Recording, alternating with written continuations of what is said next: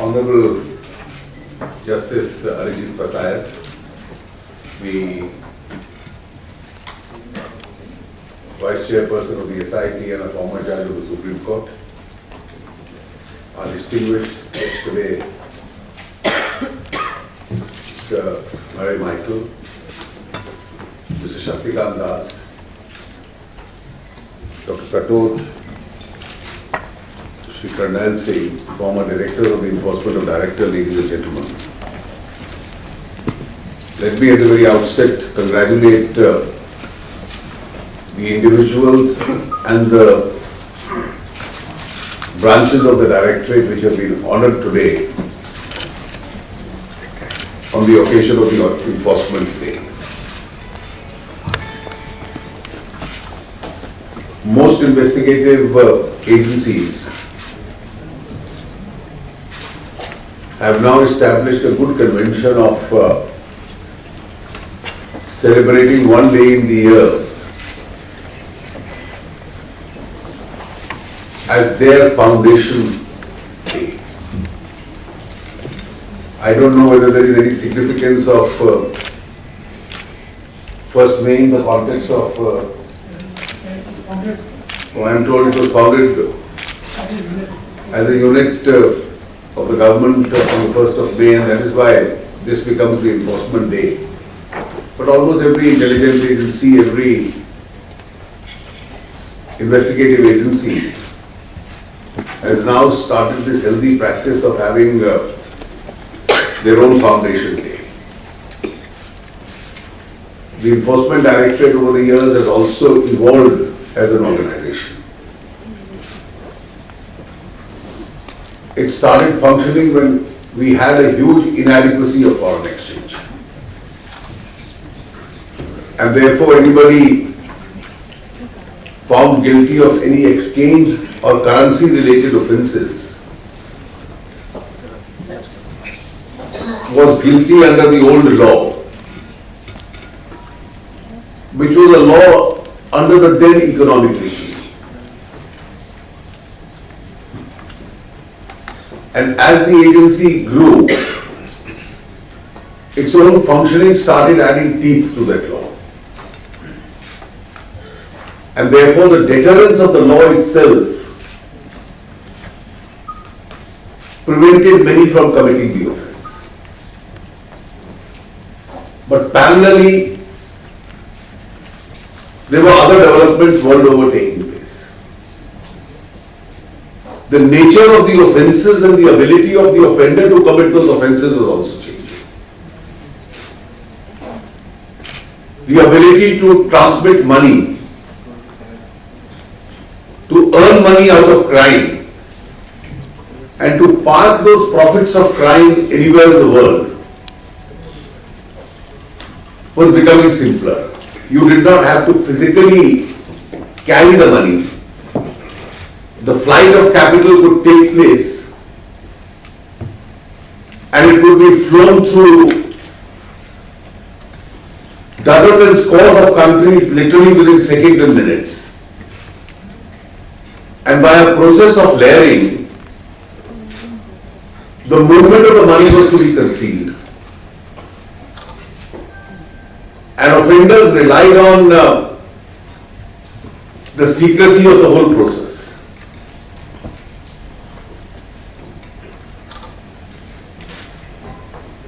There was yet another difficulty with and that's a difficulty that prevails even today.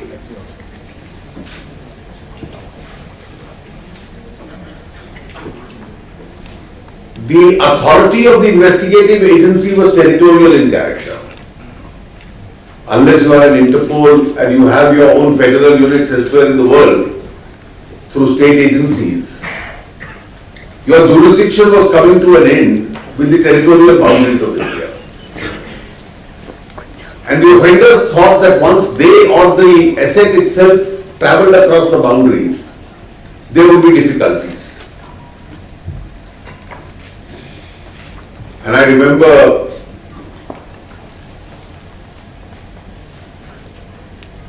and I'm sure I see in the audience Mr. Borelal present here. In the year 1990,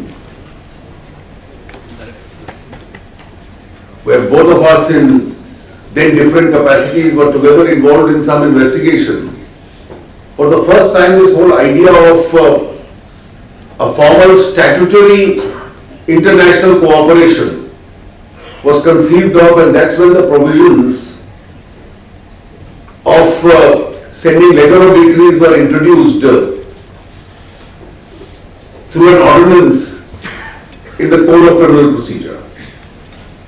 So that in one country, sitting from India, you could seek cooperation from other state agencies, otherwise there was no statutory backing before that to the whole process.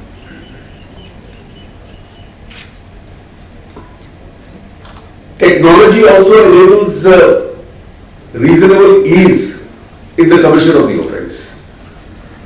And therefore, whereas on one hand a country needs foreign exchange, a country like India, there are items we are net buyers of globally. We are net buyers of oil.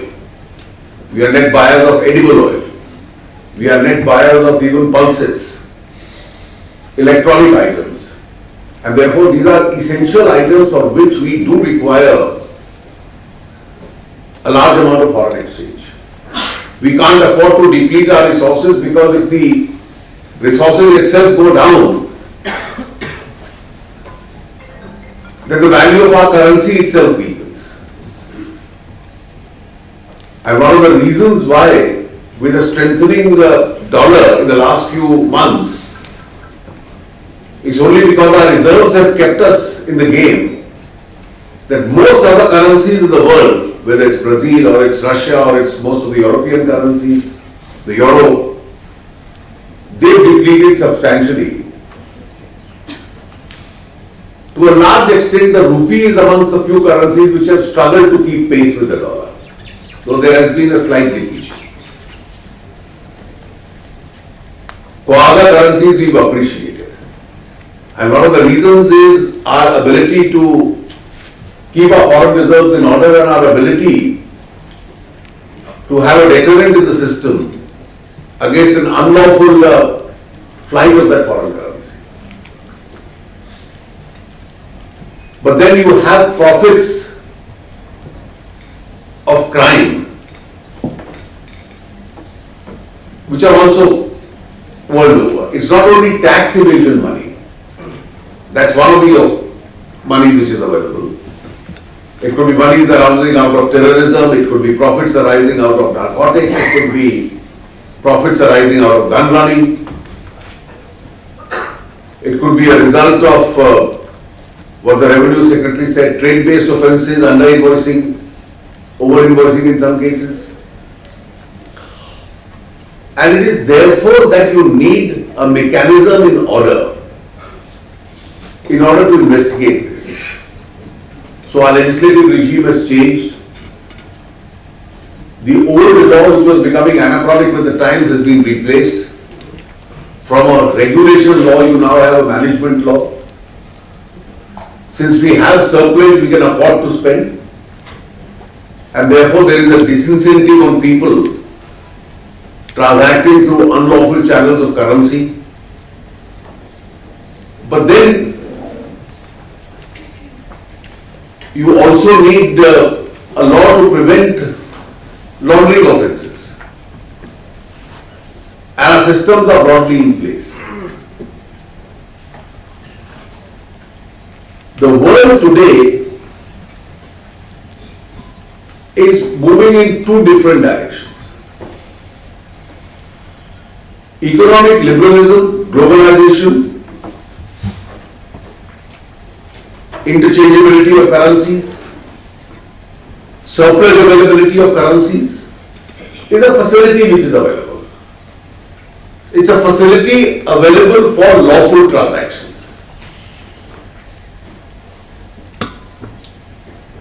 And therefore, if the world is becoming economically closer to each other and smaller in size,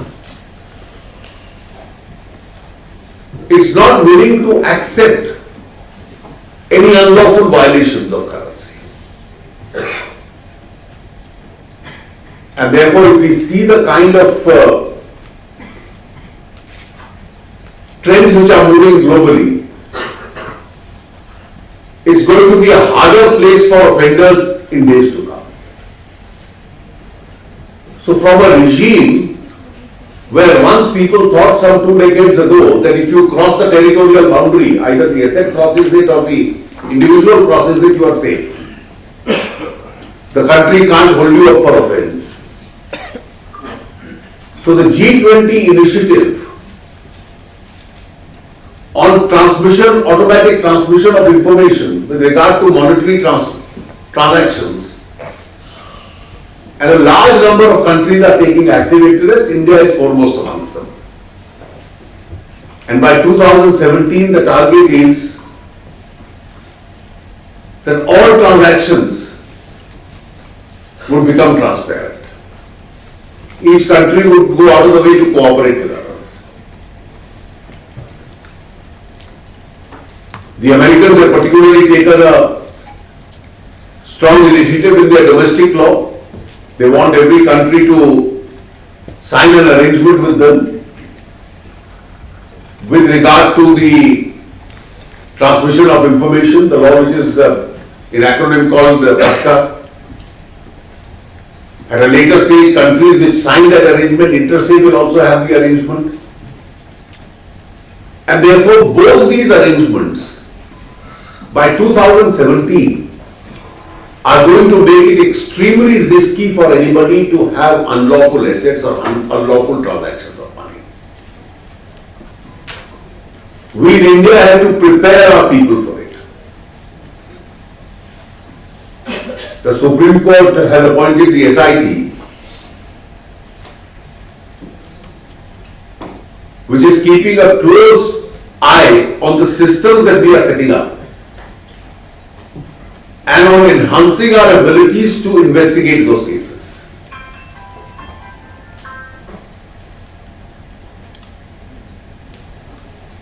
And therefore it's quite a precarious situation for the offenders in 2015 as we watch the run-up to 2017, where with each passing day situation will become difficult for them.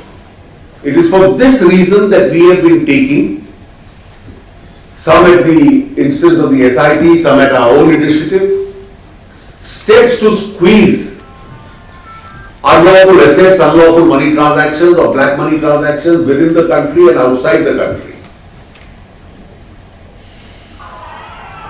They hurt the whole system.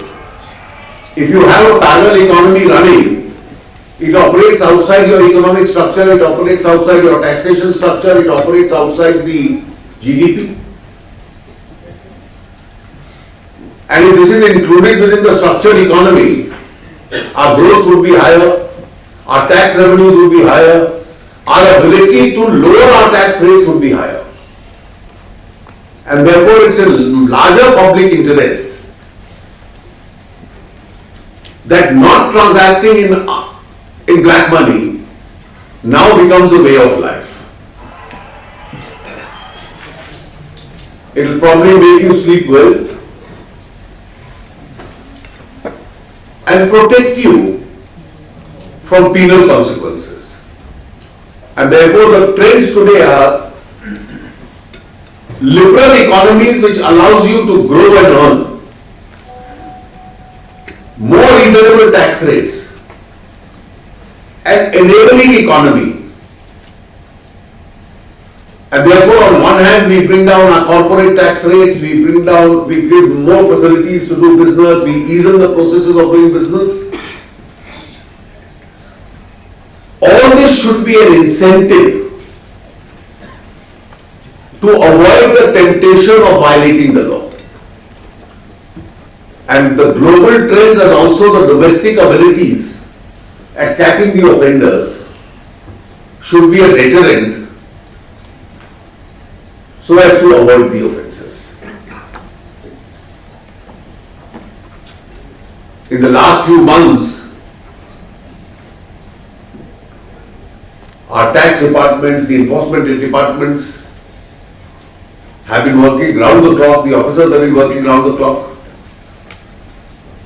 So in cases where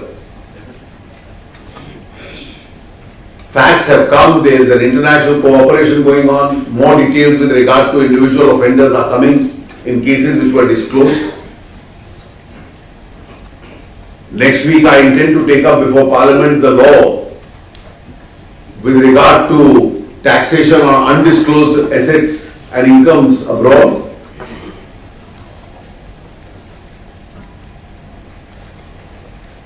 There are a large number of prosecutions against those offenders whose accounts were informed to Government of India, which have been filed in the last few months. I understand correctly, the assessments of hundreds of those cases has been completed. 121 prosecutions have been filed by the tax department against those who were caught with accounts abroad. And therefore, I think for every assessee, every person in commercial business also, it's a judgment call that in a liberal economic environment of reasonable and lower taxation rates, go straight. And therefore, if you transact within the limits of law, it's much safer. If you breach it, gone are the days where offences would go undetected. The world is moving towards a more transparent regime which will remove the veil of secrecy behind these unlawful transactions. And I'm sure the job that Enforcement Directorate has been doing over these years, where you faced many challenges for want of international cooperation in several cases, that job will also become easier. With each passing day, your capacity building is taking place to discharge the responsibility which has been vested in you. I am sure your officers have been doing that job. Last week I told the CBI that many in the society can err at their annual day lecture. But just as we expect a perfect judiciary, India should start hoping for perfect investigation agencies. That equally applies to you. The balancing act between detecting the offence and the offender and avoiding the overkill, avoiding the over-enthusiasm. That's a balancing act, and therefore there is no harassment of an innocent. Trivialities can be ignored, but serious offenders will be brought to book. And that balancing act with your capacity building, I am sure you will be able to achieve. I wish the Directorate all the very best in terms of its performance and activities in the days and years to come. Thank you.